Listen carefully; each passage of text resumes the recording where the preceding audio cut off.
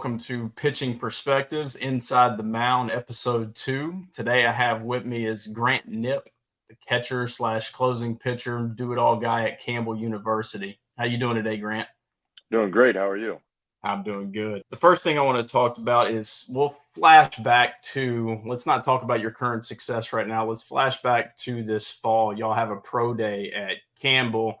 And I saw you did an interview with Big Donkey earlier in the season after one of your outings. Was that the first day you decided you were going to pitch at pro day? Like, oh, this looks pretty cool. Let me see what I could hit on the mound. Or was it something already scheduled and you had already planned this throughout the fall and it was just your time to throw at this pro day? Oh yeah, so it came about pretty quick. I actually probably about 4 or 5 days before I was catching, and I was like, man, it's coming out pretty good going down to second. So after that, I went down to the bullpen after I finished catching, and I was down there warming a few guys up, and I was talking with them, and I was like, hey man, like do you even think I could hit 85 on the mound? And they were like, honestly, I think you You could hit at probably hit least 85 90. behind the plate. Right, so they were like, at least I think you can hit at least 90. So I got up there and my first pitch was like, I think it was like 90 on the dot. And I hadn't really like reared back. So I ended up throwing like four more pitches and I was up to 95.8 in the bullpen. So I ran down to our pitching coach, just messing around. I was like, hey, like, when's my bullpen? I was like, I just hit 96 in the bullpen. He was like, no shot. So just joking around with him. And then that coming Monday, he came up to me and he was like, hey man, you want to throw a few off the mound today? So like, sure. Got up on the mound, threw some then, and then pro day was actually Wednesday, and I got up there and hit 98 that day. That's crazy. So you're talking literally just a couple days before. You're like, oh yeah, it's coming out of the hand. Let me hop up on the mound, see what I can do up there. Yes. That's pretty awesome. Have you pitched before in the past, whether it be high school or maybe your first couple years in college when you were transferred to Campbell, or maybe earlier in your career? Oh yeah. So I actually pitched all the way up until my sophomore year of high school. And I've always had a pretty strong arm. I'm pretty sure I was up to 89 or 91 my sophomore year of high school. So, and then I stopped pitching because I decided to commit as a catcher because I wanted to still hit. So that's when I started just focusing on catching and stopped pitching. Gotcha. Yeah, a lot of guys are scared to jump up on that mound. They're afraid everybody's going to take that bat away from them. Right, A exactly. bunch of players are like that. They're like, "Nah, I don't want to pitch just because they're afraid the bat's going to get taken out of the hands once they carry Exactly. some success up there." I couldn't have a Campbell guy come on that's a two-way player and not mention Zach Neto. So I'm gonna throw up some clips here. This is Neto pitching on the left and then hitting a lot of home runs here on the right. I threw up his kind of season stats for 2022 hitting on the right and then his pitching, what he did in that 2 year span when he started jumping up on the mound. But when I first noticed him, I can't remember, it must have been 2021, I believe, when I was like, man, this Neto kid's fun to watch. I think I was watching some midweek games and he was hitting some balls really hard. I liked his swing, it was different. And then I watched him hop up on the mound one day. I think I was scrolling through Twitter and Campbell posted it on Twitter. I was like, this dude is pitching too. Like Yes. this dude is trying to do it all, man. And he was Right. he was fun to watch. I mean, you can watch in the clip. I mean, he has a ton of energy on the mound. Like he's just up there ready to get it. And so I want you to kind of talk about how it was being a teammate of his and kind of what he meant to that team. And then if he kind of at all inspired you to maybe say, hey, like Neto did this, maybe I can hop up there and kind of be that same two-way guy that he was. Right, for sure. That dude, he's a great dude. Love that guy. He definitely a better person off the field than he is on the field. Like he's great on the field, but he's even a better person. So, but I guess you could say he inspired me a little bit to be that two-way guy to get up there and start pitching again. So, yeah, he's awesome. I love that guy. What aspect of catching so far, like since you started throwing, I guess it was 4 days before y'all's pro day when you started pitching, what do you feel like has transferred from you being behind the plate? What skill or thing that you've learned have you used or have you noticed that you used from behind the plate to on the mound to help you pitch? All right, I would definitely say just the mentality aspect of everything. Being behind the plate and catching all of our guys, like I want those guys to have the mentality of going up there and attacking the zone with their best stuff, just so we're not messing around, walking guys and everything like that. So when I get up there, that's kind of my mentality as well. I'm getting up there trying to attack the zone, um, just get guys out with my best stuff. I'm gonna press play and we can go through this outing and just kind of tell us how this came about. Before I press play, I'm gonna let you go on and talk about like what was going on in the dugout, you talking to coaches, hey, can I go see how it feels or whatever that might be throughout, I guess, the 7th through going into this 9th inning, and just talk about that real quick before I get into this. Right. So actually, I had just come in. I was sitting down, getting a drink of water, and Coach Hare came over to me, and he was like, "You ready to go? Like, how you feel?" And I was like, "Oh, yeah, I'm ready to go." So I ran down to the bullpen real quick, got hot, and then that's when I ended up coming in. Probably thought you had a ground ball to short right there, huh? Out number 1. Crap, we're in the I freaking shift. I did. I talk about that one all the time. Then you're probably wondering, what the heck's this guy doing? I know this one, of course, first outing. I've never I even don't had a see that in the PFP. bullpen. Nobody holds a bat in front of the plate in my bullpens. Right. I get a PFP in my first outing.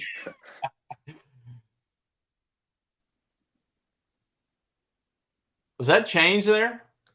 No, that one was a fastball. Oh, just a random sinker? Yes. This pitch, I thought he was going to give it to me. Yeah.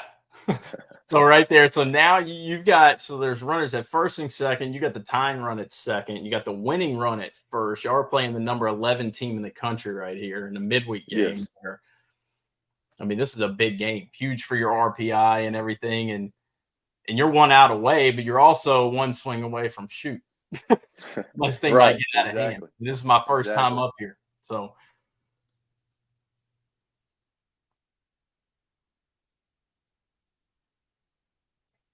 right here, this is where I pause. So this is the spot where I was like, man, leadoff single, it is what it is. You gave ground ball. You probably thought you had an out. They were in the shift. But then you Right. go, then you had the last guy, maybe 2. Do you have him 2 strikes? I can't remember. But then you go to walk. Then you go first 2 pitches to this guy, and it's kind of sprayed. Oh, crap. Now, this is the Right. pitch that I was talking about that I think set this whole outing up, is you got 2-0 right here, and he knows he's getting heater. You know you're Right. throwing heater, and then this is where I think you get that big whiff at the top of the zone that I bet kind of lets you exhale and be like, okay, if he Right. can't I hit the think heater and he knows I'm throwing it, then I'm in a good spot. our pitching coach had just come out. I want to say it was after that pitch, actually. Just trying to Yeah, I calm would me have went down a out there little bit. too. I'm a pitching coach. So I would Right. have ran out there He too. came out there trying to calm me down. He was like, "Hey man, like just trust your stuff. Know that Mhm. your stuff's good enough to beat this guy and just go get back in there and compete." That's So, awesome. Yeah, it's definitely great advice in that situation, because a lot of times pitchers will press in that situation and be like, "Oh, I really got to spot up." No, just trust your stuff, attack the right. center of the plate, and trust that your best is better than his. For Hitting's a sure. lot harder than pitching. So That's right. when in doubt, just trust your stuff and attack the middle of the plate. It gives you That's right. a couple inches on both sides of the miss. Boom. That's a big whiff right there. I'm not gonna The- lie. When I first saw that one off the bat, I was like, this "Uh one, oh." I was going to ask you that. I was going to be like, hey, when this left the bat, since you haven't had this much perspective of what balls do, I guess, after they leave the bat when you're only 60 feet, 6 inches away, Right. how it felt, if you thought this ball was going to leave or you were like, nah, it's an out. Right. I honestly like when he first hit it, I was like, "Oh my gosh, like that's not good." Yeah. Um, but it's because I'm not used to seeing it from that perspective. Yeah, exactly. It's a I different don't view. see balls hit. So I'm pretty sure that ball was hit 98 miles an hour. So yeah, it was still hit pretty hard. Yeah. But I mean, if he hits that ball 102, like it probably leaves the yard. Right. So it's pretty scary, but I'm glad that I got out of it. Yeah. Well, I mean, that's awesome too. You came in, you got the save against ECU, the number 11 team in the country, boosted y'all's RPI tremendously, and you got to get your first outing in. Right. It was all What your training schedule looks like throughout the week? Like, are you throwing bullpens? You got to catch bullpens. You still got to hit. Like, you got to block. You got to receive. You got a lot of stuff that you have to do throughout the course of the week. And how is that kind of planned out for you? And what's the workload look like? right. So definitely the workload is definitely through the roof. I'm trying to manage everything at once. Pitching, catching, especially pitching and catching in general. It's the two most taxing things on the field. So um, it's very hard. When I get in the weight room, I'm not doing the typical stuff that I'd be doing if I was just a hitter. I can't really bench anymore, which kind of sucks. But I'm just trying to being able to make sure that I stay healthy, keep my arm healthy, and do all those things that I can to make sure that I do stay healthy. So it's definitely tough, but I think I don't throw bullpens throughout the week, just because like I really don't. If I do throw a bullpen, it kind of puts me in a bad spot where my arm could be sore for the rest of the week. Correct. So whenever we're playing and there's a situation that I need to go down and get hot in the bullpen, that could be treated as my like bullpen of the week if I don't end up going into the game. Definitely with that amount of workload, you kind of got to be considerate of what's going on because Right, you try to trade that in too much, then the arm breaks down. Now behind the plate, now you got issues back there too. right. You want to go through? So, what pitches do you throw? Oh yeah, so I got a ball right here. So I just throw a typical four seam. Um, Basically, I throw like the ride um, four seam now. I guess it's Mhm. like the induced vertical break. Yeah, I'm not that's what I'm saying. huge You had in a ton of ride, and these heaters you were throwing at the top that were right. 95 to 98. They got a lot of ride at the top, and then you busted out that one random sinker to the arm side and down. Right. So I'm not huge like I didn't know a whole lot about the numbers side of things when I first started pitching. So when I was up on the mountain, my induced vertical break was like 20 to 22. Everybody's like, "Dude, you're riding the ball," and I was like, "I don't even know what that means, honestly." So that was kind of funny. But so I actually throw a Vulcan change. Oh, So it's kind of I haven't even thrown it this year, but honestly, it's probably one of my best pitches. I just haven't been able to throw it yet. Um, and then I throw the just a spiked curveball like slider. It's more of like a slurvish. yeah. But those are the three pitches that I throw. It's good that you're pairing that kind of ride heater with a traditional curveball because it helps you play the fastball at the top, and that's where you'll get your swings at the top, letting them Right, stay beneath that ride heater, but also letting you pop that curveball up at the top. It's a right. good pitch to pair with it. So this is a little home run montage that I made.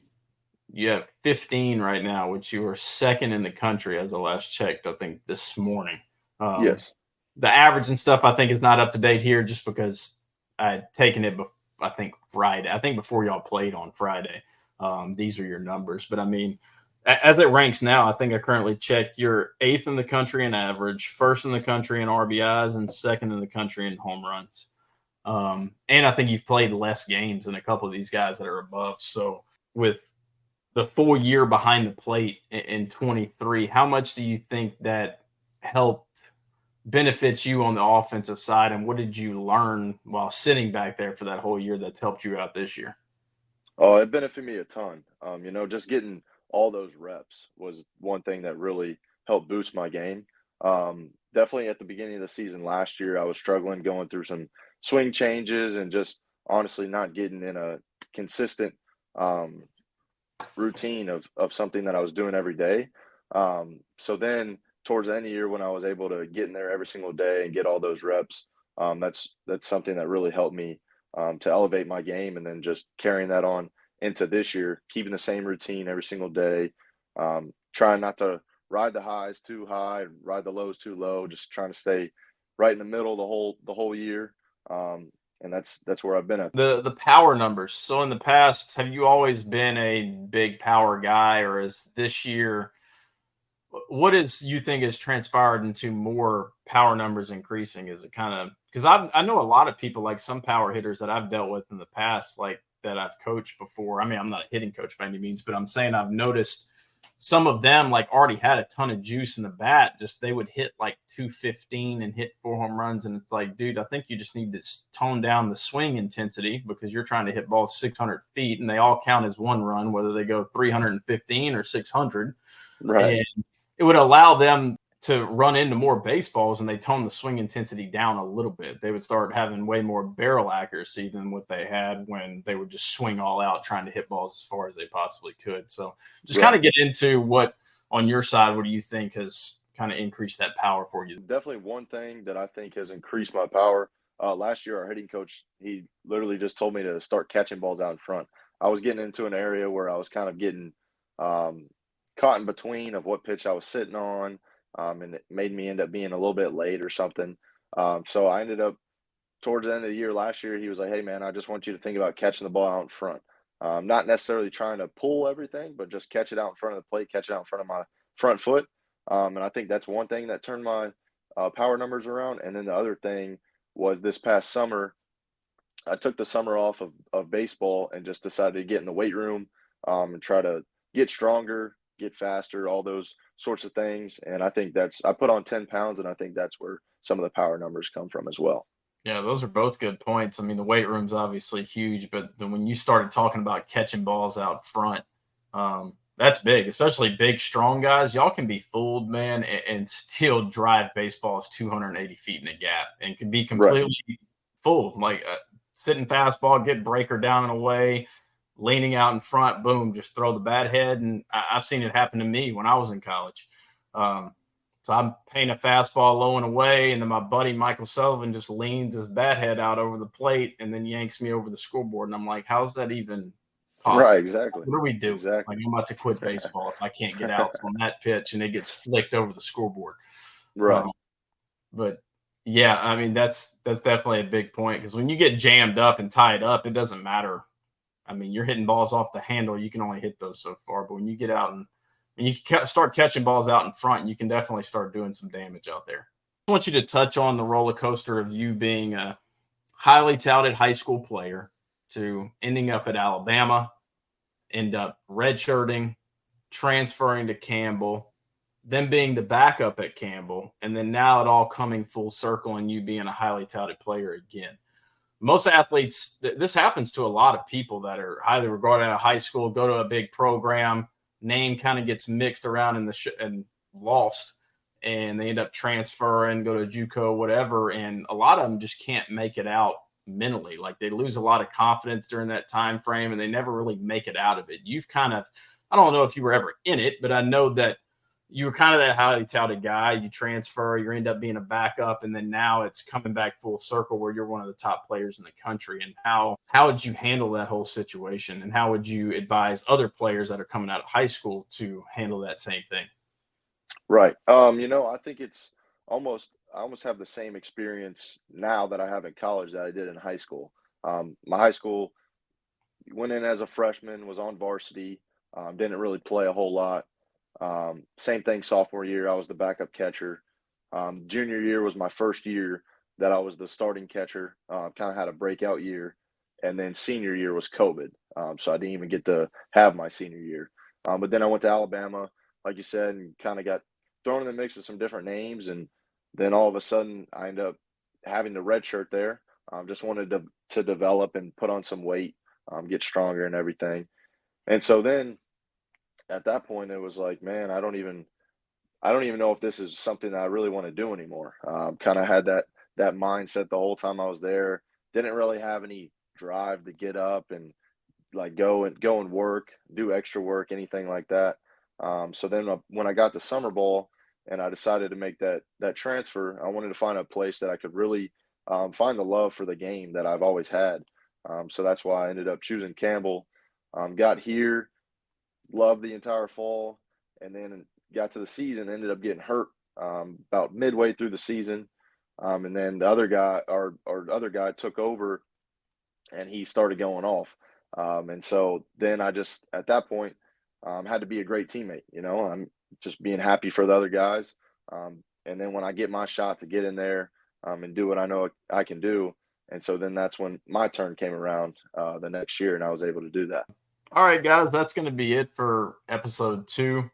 Hope you enjoyed today's episode with Grant. And don't forget to like the video, subscribe to the channel for more player interviews. And thanks for joining us.